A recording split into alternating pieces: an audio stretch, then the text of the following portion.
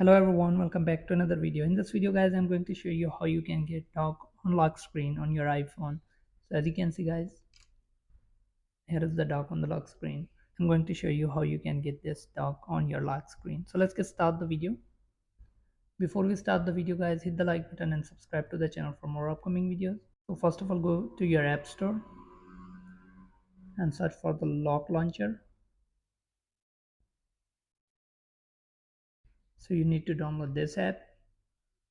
So install this app on your iPhone.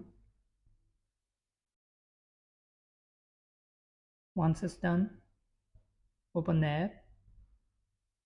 Now you can choose the application which you want to show on lock screen.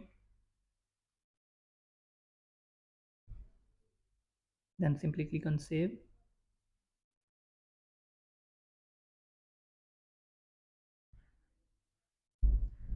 So once you are done, click on island right here.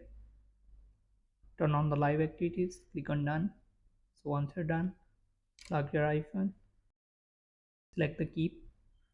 So as you can see, now you have dock on your iPhone lock screen.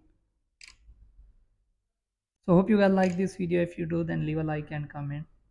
Thanks for watching.